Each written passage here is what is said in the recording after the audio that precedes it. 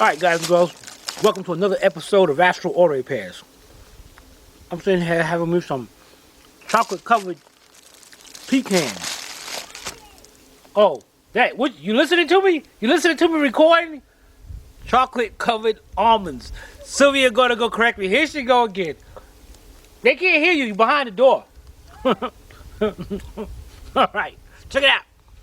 Today we got 2003 Nissan Altima.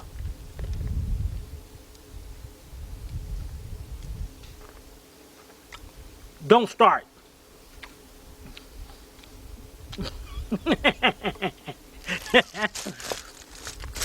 Alright, so let's get the keys. Let's pop this hood.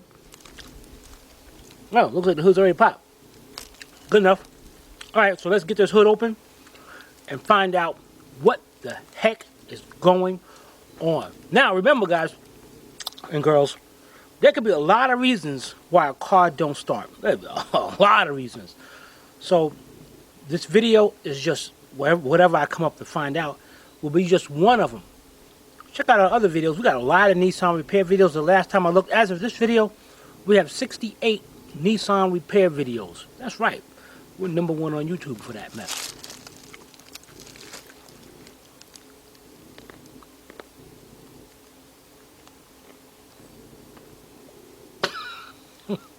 Alright, let's get this done so we can get on to our next car. We'll be right back. Alright, got the hood popped up. Oh, an 03, this looks really clean. 2.5. Alright, let's go over here.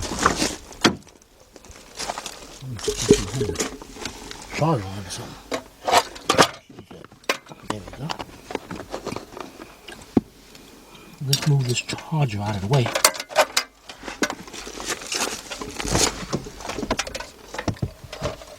Okay, let's see what we got here.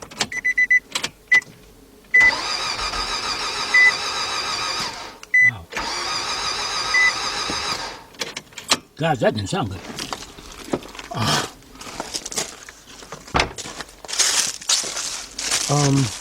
Wow, I didn't hear. That sound was like it had no compression. If this was a timing belt, I'd jump and say, hey, this timing belt no good. But this has a chain. So what I'm going to do here, let's see if I can see down a little handy dandy flashlight. So we can see down into the engine. Alright, I can see part of the valves. So what we're going to do is we're going to get Sylvia out here. And she's going to crank the engine while we look inside there to make sure that I need you to crank the engine for me. Okay. So we can see if those valves move up and down. Because if they do, then we can pretty much say that our chain is still intact and everything. If they don't, somebody's in some trouble. Alright, we'll be right back.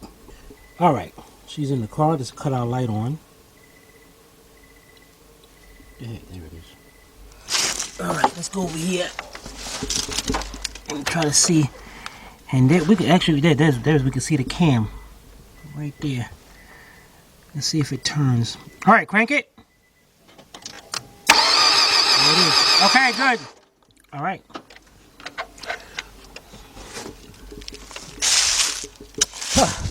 Okay, we know it's turning, so we know our chain is on. It still could have jumped timing or something like that. But alright. Now, from what the customer said, came home, shut the car off, came out the next morning, car wouldn't start. He put a jumper on it. There's a jumper, but he thought it was the battery. It's not the battery. So what we're gonna do now, if this thing sounds like it has no compression, we know our chain is on. The next thing I want to do is, I got a few ideas where to go about this. I am going to hook up our Actron and we're going to see what the computer reads. Not necessarily, well, I'm going to looking for codes, but there's a specific reading that I'm looking for. Alright? And that's the coolant temperature. Right, what the heck has that got to do with it? I'm going to explain that in a few minutes. Alright, so let's just connect this, let's put this back up there. We're going to get our Actron, and we're going to hook it up. Right back. Alright, here we go. Got our Actron 9690. Let's hook it up. Up under the instrument, up under the dashboard, to the left of the steering wheel. We are right there. There it is. So let's get this hooked up. Okay. Grab our key over here. Let's get inside the car and sit down and relax. Okay. Let's see if I close this door. There we go. Hopefully you guys can see the screen. Alright, let's put our key in the on position. Okay, we're going to go vehicle diagnostics. Okay, let's try auto ID. Hit enter. Turn key off in 10 seconds. Yeah. That's good.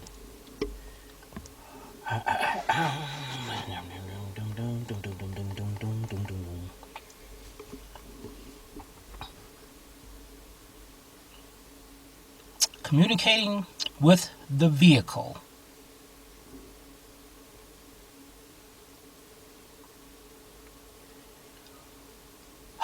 Vehicle does not support auto ID. Proceed with manual. Yep. Alright, so we have an Asian. We have a 2003. I'm using the arrows here to scroll. Okay. A car. Let's go down to Nissan. We have the Altima, the 2.5. Alright, garage is full. Which one of these vehicles I want to replace? The Maxima's good. Okay.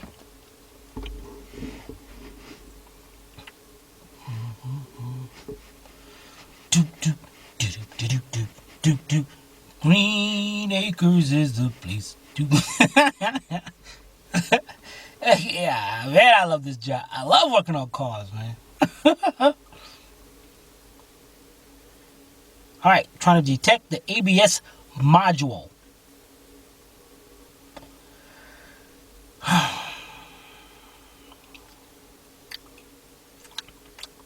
Come on, any day now.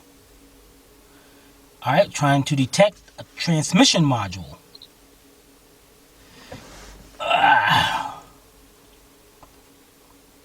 Communicate with the vehicle.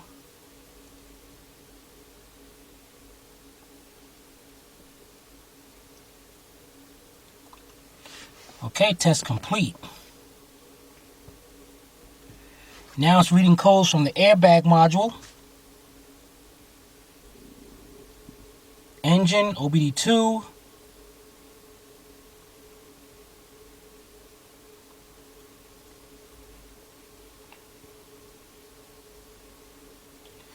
Okay, ECM has 1 code. So the OBD2 generic got 2 codes. I said enter. Alright, automatic speed control device switch. Confirmed. And this thing got code connect. See right there? And I can hit code connect and it'll tell me the top reported fix, replace cruise control switch. But that's not what I need. That ain't gonna cause our problem. Second one is another P1564. All 3 1564. Alright, let's go back. Whoops. Are you sure you want to return? No, I don't. Dang it, messed up. I want to go to data stream. Hit enter, view data, or data stream, whatever you want to. Potato. Alright. OBD2 working, waiting for vehicle to respond. Oh boy. Alright, now what I'm going to look for is the coolant sensor reading. Let's see what it's going to read.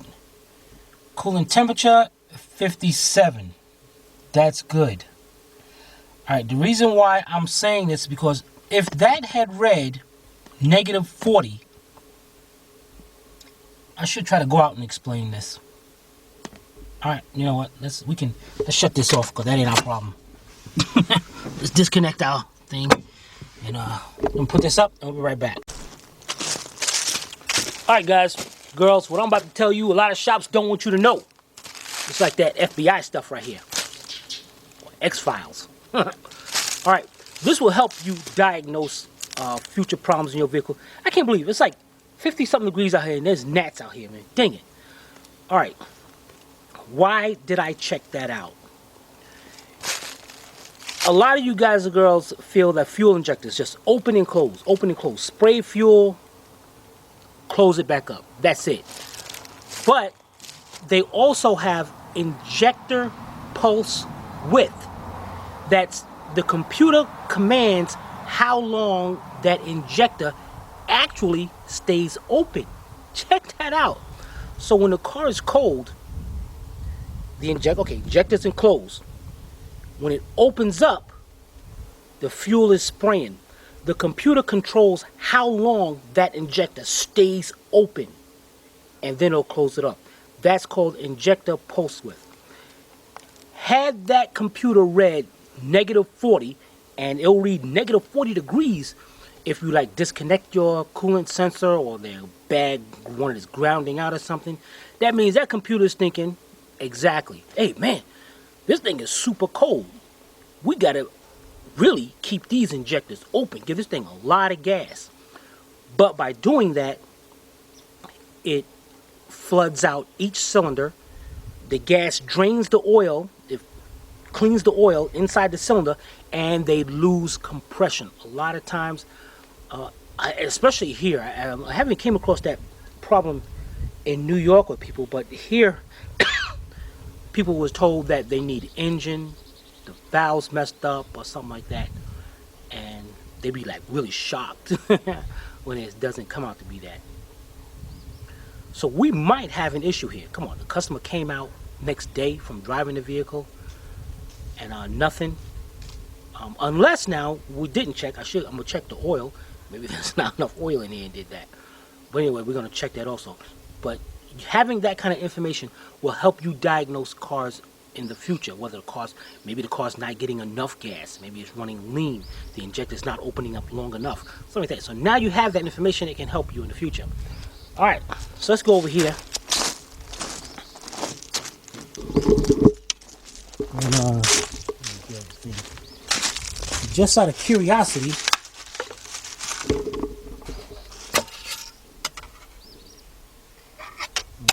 clean like that off. Oh, what the hell is this? Give me the leaf. Okay. Put my foot right here. Right there. Yeah, you got that, right? That backyard stuff. Alright. Alright, it is good. Well, I gotta clean that up. Okay. Alright, guys. Let's go into our next step. The next step we're gonna do, we're gonna take off this cover because I need to get to them plugs. Alright, we'll be right back. Alright, the first thing we do, let's remove this cover right here. And this cover held on by 4 screws. And they're hex bolts, 5mm, and I got a 5mm hex socket, 1/4" drive. I got my cordless gun here.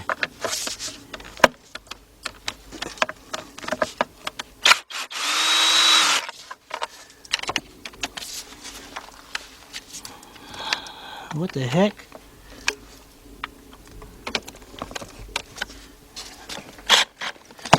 These things are messed up. And if you get yours messed up like this, what you want to do is just set your socket in there, get you a hammer or a good ratchet. Knock it in there.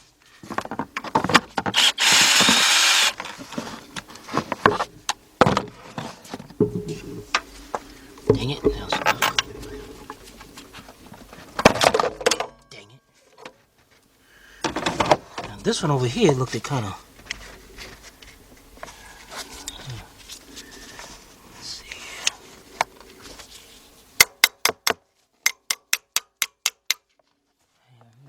Take my little thing right here and just break it loose.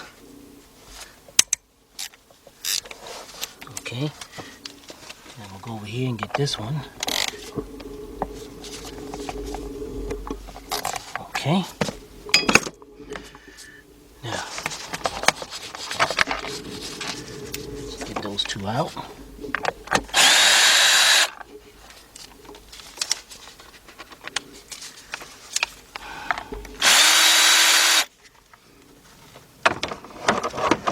All right, let's pick our cover up. And there we go. That's what we wanted to get to right there. Here's our 4 ignition coils. What the heck is that? I don't know, but it's nasty with it. Oh, that's a dragonfly. It ain't working. Alright, now what I'll do is want to take out each of these coils. But before I take them out, I got to unplug them. Each of them has a little plug and there's a little tab right back here. You hold the bottom of it, you push that tab down, the top of it, and you back it off. There we go. Okay. And we do all 4 of them.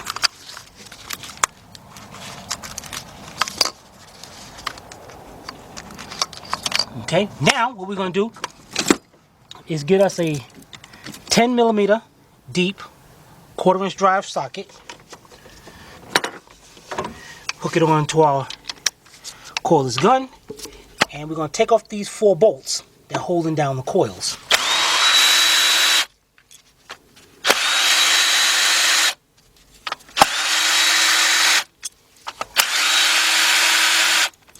All right. Now we're going to take our coils out. And what we're going to do here, we're going to set our coils on the ground in the order that they came out.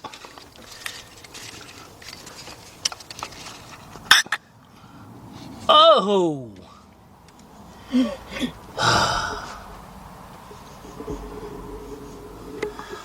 There's one. Number 2 is good. Number 3 is good. And number 4 is messed up. Now, guys, do not get nervous when you see this. I'm going to set these down. All right. Get that thing out of there. Why? It's nasty. It ain't bothering me. It's bothering me. It's bothering you, so I got to get it out because it's bothering you.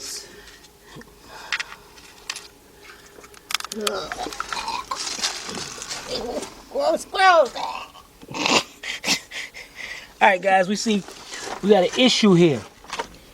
Now it definitely if those 2 cylinders wasn't firing, that means there's a lot of gas got into those cylinders, which is lost compression, which could be the reason why this vehicle is not starting. Well, how does the gas get in there? Gas always gets in there. But you said a lot of gas. The injectors spraying, because what happens is because of that oil fouled out, it wouldn't let the coils operate right. That means the spark plugs wasn't sparking, so the injectors were still spraying gas. Oh, I see. But nothing was getting fired. So what we're gonna do here, and this is when we take these spark plugs out, of course. Matter of fact, I got a smudge on my lens. Huh? I got a smudge on the lens. Oh, okay. So we'll be back. Let's clean this up. All right, we're back. Now what I'm gonna do is take my little handy dandy light, and what you're gonna do is take the camera and look down in there, so you can see nothing. That's all you see is a big puddle of oil. Now, if you go over here to this one, you can see the top of the spark plug. So it goes to show you just how much oil is in that cylinder. Now we can fiddle around here and get a rag and stick it down there and try to soak some of that oil up if you want, but I ain't got time for that. We already got a problem. So I'm gonna do this. Oh man. Let me go get a rag. I'll be right back. Alright, you got our rag, and what I'm gonna do is take this back out. How did the oil get in there?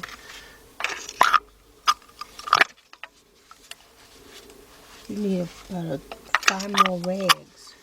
Oh, I ain't gonna be doing this all day. I just wanna do this just a little bit, just so I don't get too much oil going down into the cylinder. You didn't answer my question. Huh? You didn't answer my question. I don't feel like it. How did oil get in there? I don't feel like answering the question. Okay, just see, you're a bully. I didn't do anything. I was just stood here waiting for an answer. All right, check this out. They're called spark plug seals. On Nissan, it comes with the gasket. You got the valve cover gasket, and then a lot of them will have a gasket right here in the middle, which is and some of them has a gasket, and it stops oil from going down in there. And a lot of them have seals. Now, some Nissans actually, it's part of the valve cover, which means you have to replace the valve cover to fix that. You said on some cars or on some Nissans? Some Nissans. And this one? This one I'm not sure. Oh. You have to take it apart? Yep. All right, so what we got here is a deep 16 millimeter 3/8 drive socket, or you can use 5/8, and I got a 12-inch 3/8 drive extension. And what I'm gonna do here,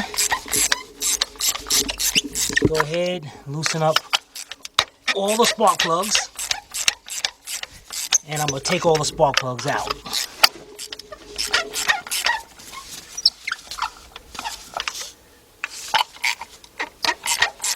Now, it's a good thing to have right now is a spark plug socket, because the spark plug socket has a rubber insert in the end of the socket. So when you finish taking them loose, the spark plug will come out just like that. But being that we don't have that, what we have here is a magnet. Down there, grab the top of the spark plug, bring it right out. Now let's go over here and look at this. And as you can tell, see right now the tip is dry. The oil only comes out here. Wow. All right, let's put that down, and we're going to take out the rest of the spark plugs. Be right back. All right. Let's get the rest of them out. This is number 3. And notice how, see, this one's dry all the way, except for the oil right here, but that's because of the socket. Set it down. Number 2, dry. And of course we know number 1 is going to be so Dry? Yeah. And there's number 1. And that's actually look like it's got oil on the tip. So we're good. The next thing we're going to do is going to get us a compression tester. Now, the right way to do a compression is definitely you want to take out all the spark plugs on that cylinder. If it was a V6 or a V8, just take them out on the one side. Other than that, because you can get a false reading. You can. A lot of times you won't, but you'll get a good reading. You take out all the plugs on that head? Yeah, what did I say? Cylinder. Yeah. Is that right? Yeah, you're right. You're paying attention, huh? Don't be correcting me on camera. Don't be making me look bad in front of my people. Okay. I'm Astro, damn it. The reason why I asked is because I got confused. Okay. Alright, so let's get us a compression tester so we can see what we got here. Smarty pants. We'll be right back. Alright, here we go. Got our compression gauge. Now our gauge is kind of messed up because it stops at 30, but it's still good.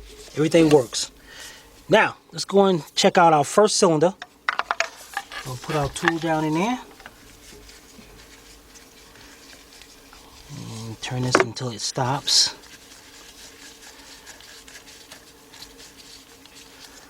Okay, now what I'm going to do is put my foot on the gas from all the way. Because you want as much air as possible to come into the engine to get you a good reading. We're going to turn this engine over a few times and see what kind of reading we get. Alright, let's go over here.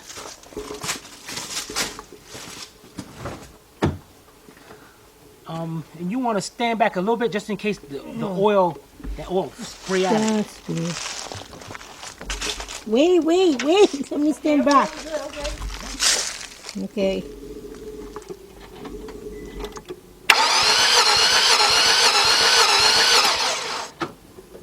It didn't go anywhere. All right, that means we got no compression in that cylinder, which means that sucks. All right, let's go over here to another cylinder.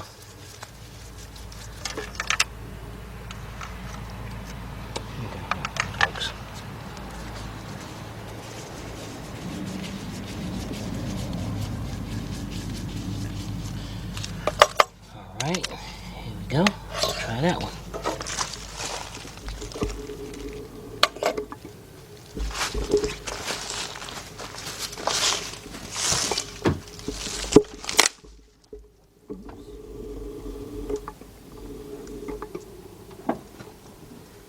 You broke that border?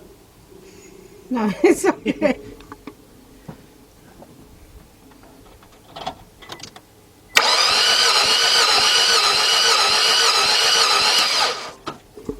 That did nothing. That's not good because that is actually a good cylinder. So it should have done something. This ain't looking good, guys.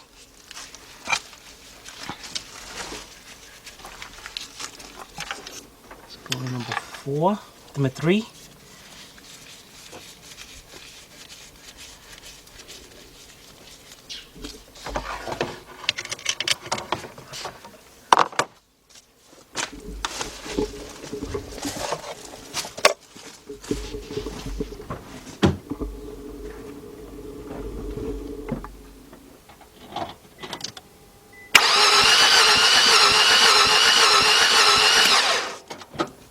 You sure this thing works?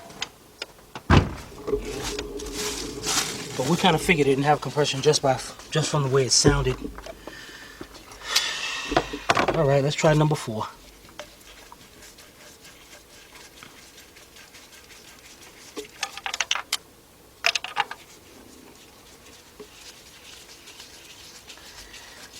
Oh man, this is gonna suck.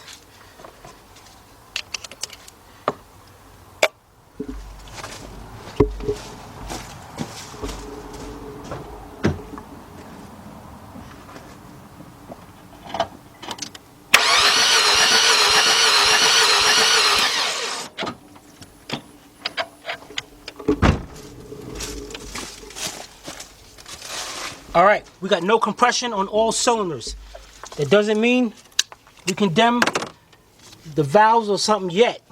The next thing we're gonna do, we're gonna take us a little oil and we're gonna pour it down each cylinder, crank the engine a little bit. Isn't there a lot of oil already in there? Yeah, you figure. And then we're gonna do the compression test over again to see if it builds back up. All right, we'll be right back. All right, well, I got some motor oil here, and I think this is a little bit used or something, but it's okay. It's still good oil to do this test. We're gonna take a cap full. Dang it, these gnats are bothering me. I don't see any gnats. I'm gonna take a cap full and we're gonna pour it into each cylinder. And then we're gonna crank the engine. We'll be right back. Okay, we just put our last cap full in here. And what you're gonna have to do is step back a little bit. And I'm gonna crank this engine in over a little bit just to get those get that oil circulating around there, but not much because I gotta remember at the same time my injectors are spraying some fuel.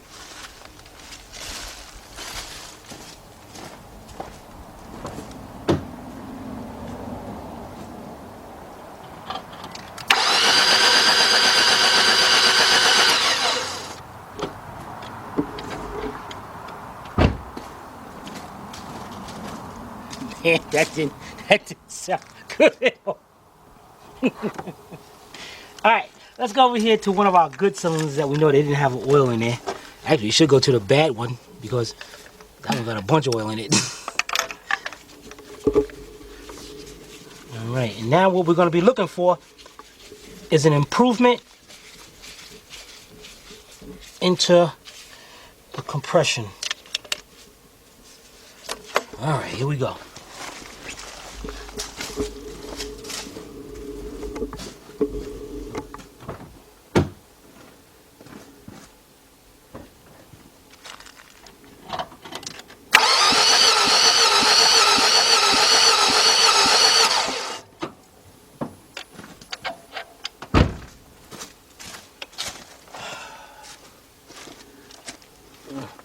sucks. That sucks. Let's try one of the good ones, but I'm pretty sure we know where this is going.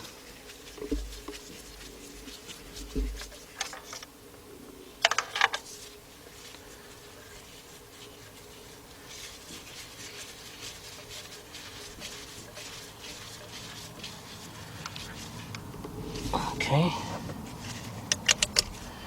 Let's try this cylinder.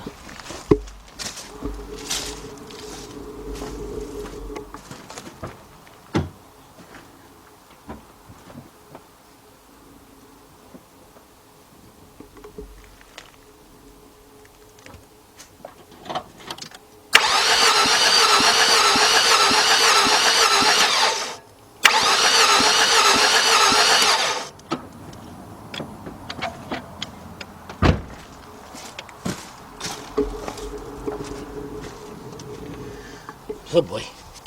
All right. It didn't build up no compression, which means it's messed up. The jump timing, something is going wrong inside here. Either the chain fell off or one of the gears worn out. Something, wherever it is, something's wrong in here, and all this got to come out. And we got to find out whether this is an interference engine or not, which means if the piston's going to hit the valves and which you got to pull the head off. Hopefully not, because this is a bad enough job to do already. I always break the bad news on the customer on this one. Dang it. Good thing Sylvia the one got to call them with the prices and all. Yeah, isn't it great? Don't shoot the messenger. All right, now had this built up compression, that would have been great. We were looking for a minimum of about 120.